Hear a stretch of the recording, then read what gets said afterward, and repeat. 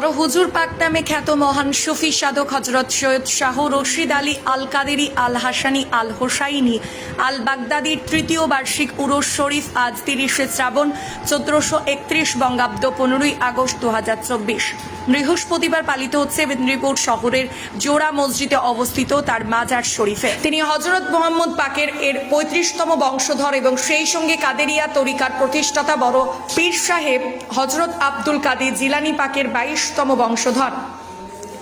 আজ থেকে 3 বছর পূর্বে বাংলার ক্যালেন্ডার অনুযায়ী 30শে শ্রাবণ 1428 6ই মুহররম ইংরেজি 16ই আগস্ট 2021 তার বেশালে হক হয়েছিল তার বাসস্থান কলকাতা 4 নম্বর হাজী মোহাম্মদ মহসিন স্কোয়ার দরবার পাকে। তার মাজার শরীফ নির্মিত হয়েছে মেদিনীপুরের জোড়া মসজিদে তাদের পারিবারিক মাজার শরীফ প্রাঙ্গণে। বড় হুজুর পাকের ভক্ত শিষ্য ভারত বাংলাদেশ সহ বিশ্বের প্রায় সমস্ত দেশই রয়েছে। তার প্রপিতামহ মওলা পাকের 4ই ফাল্গুনের উৎসে প্রতি বছর বাংলাদেশ থেকে একটি স্পেশাল ট্রেন কয়েক হাজার পুণ্যার্থী নিয়ে আসে। সেই সঙ্গে কয়েক বছর থেকে কয়েকটি রিজার্ভ বাসও এসে থাকে। বড় হুজুর পাকের এই উরসেও বাংলাদেশ থেকে অনেক পুণ্যার্থী এসেছেন। পশ্চিমবঙ্গের প্রায় সমস্ত জেলা থেকে রিজার্ভ বাস ট্রেন ও বিভিন্ন উপায়ে জাতি ধর্ম নির্বিশেষে মানুষের ঢল নেমেছে উরস পার্কে।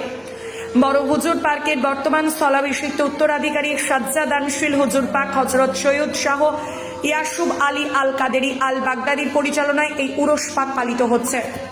বড় হুজুর পাক নামে খ্যাত মহান সুফি সাধক হজরত সৈয়দ শাহ রশিদ আলী আল কাদেরি আল হাসানি আল হুসাইনি আল বাগদাদি আলাইসাল্লাম পাকের তৃতীয় বার্ষিক উরস উৎসব পালিত হচ্ছে মেদিনীপুর শহরের জোড়া মসজিদে। তাঁর যে মাজার শরীফ সেখানে, পার্শ্ববর্তী জোড়া মসজিদে এবং দায়রা পাকে। বাংলা ক্যালেন্ডার হিসেবে 30শে শ্রাবণ 1428 বঙ্গাব্দ, ইংরেজি ছিল 2021 সালের 16ই আগস্ট এবং আরবি অনুসারে 6ই মুহররম তার বেসালে হক হয়েছিল। যারা আল্লাহর প্রতি মহব্বত রেখে, আল্লাহর যারা ওলি, আল্লাহর যারা বন্ধু, যারা আহলে বায়ত, তাদের এই দুনিয়া ছেড়ে চলে যাওয়াটা আর 5টা মৃত্যুর মতো নয়, তাদের একটা পর্দার আড়ালে চলে যাওয়া। সেই জন্য আমরা সেটাকে বলি বেসালে হক, অর্থাৎ আল্লাহর সঙ্গে মিলন। সেই হিসেবে তাদের যে ক্ষমতা বা তাদের সব কিছুই একই থাকে, শুধু তারা একটা পর্দার অন্তরালে চলে যান। এই দিনটা আমাদের এই ভক্তদের কাছে, মুরিদদের কাছে অত্যন্ত গুরুত্বপূর্ণ একটি দিন। এই বড় হুজুর পাকের পরিচয় আমাদের আগে জানা দরকার।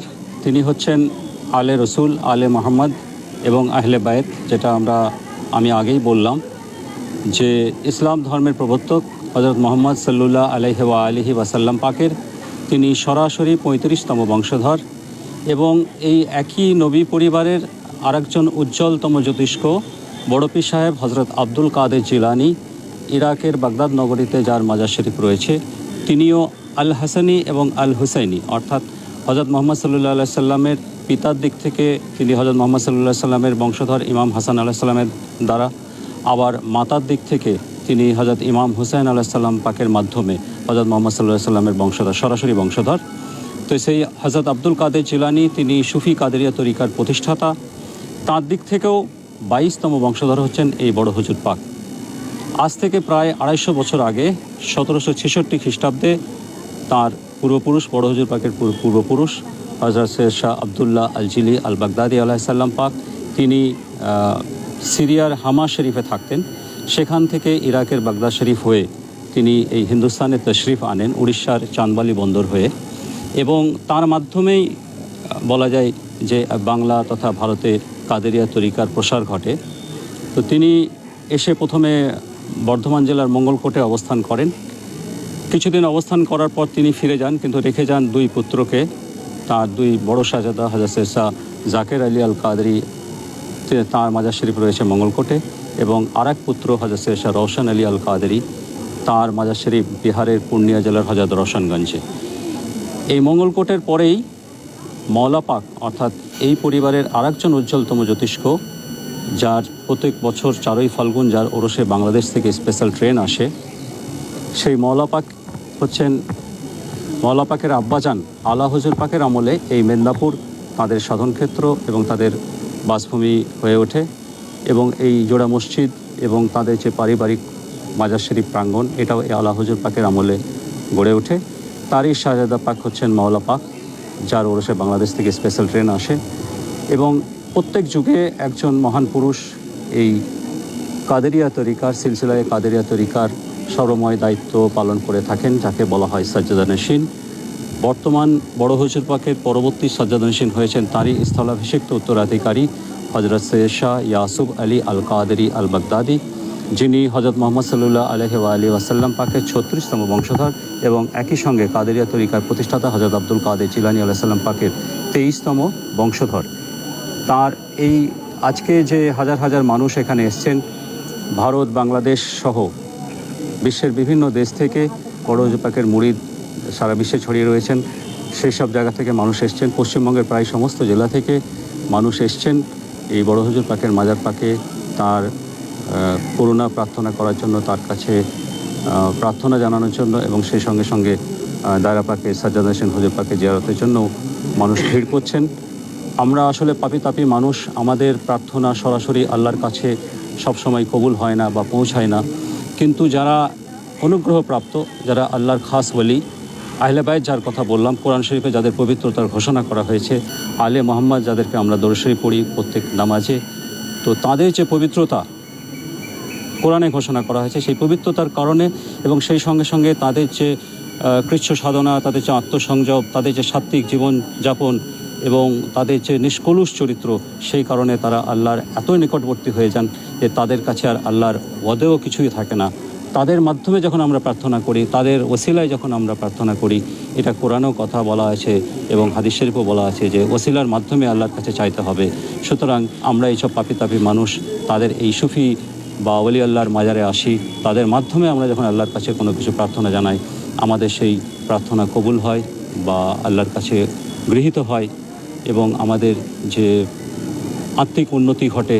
এই জন্যই আমরা এই ভিড় করি এখানে। এবং এই যে তারিখে তারা বেসালে হক হয়, সেইটা অত্যন্ত পবিত্র রাত।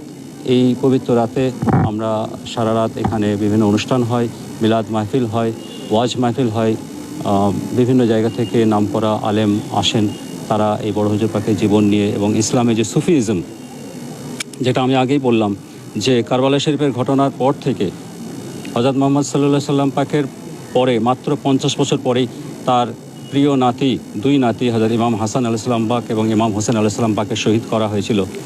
এবং তারা মুসলিমরাই করেছিল, অন্য কোনো ধর্মের লোকরা নয়, যারা ইসলামের ভিতরে ঢুকে ইসলামকে দুর্বল করার চেষ্টা করেছিল, তারা কিন্তু প্রকৃত মুসলিম ছিল না। তো তারপর থেকে ইসলাম সুস্পষ্টভাবে দুটি ধারায় বিভক্ত হয়ে যায়। একদিকে হচ্ছে এই আলে রসুল হযরত মুহাম্মদের বংশধর, মুহাম্মদ সাল্লাল্লাহু আলাইহি সাল্লাম পাকের বংশধর, তারা এই সুফিজমের চর্চা করেছেন, তারা মানব কল্যাণের কাজ করে গেছেন। আরেকদিকে যারা ওই রাজনৈতিক ক্ষমতা দখল করে তারা ইসলামকে নানাভাবে বিকৃত করেছে এবং এই আহলে বাইত থেকে বিচ্ছিন্ন হয়ে ইসলামের সঙ্গে সন্ত্রাসবাদকে জুড়ে দিচ্ছে। সুতরাং আজকে এই সুফিজমটাকে আমাদেরকে ধরে থাকতে হবে। এটাই যে প্রকৃত ইসলামের যে শান্তি সম্প্রীতি, এটা যে ওলি আল্লাহর ওলিদের যত দরবার আছে, যত মাজার শরীফ আছে, সেই জায়গাতেই একমাত্র প্রকৃত ইসলামের চর্চা হচ্ছে।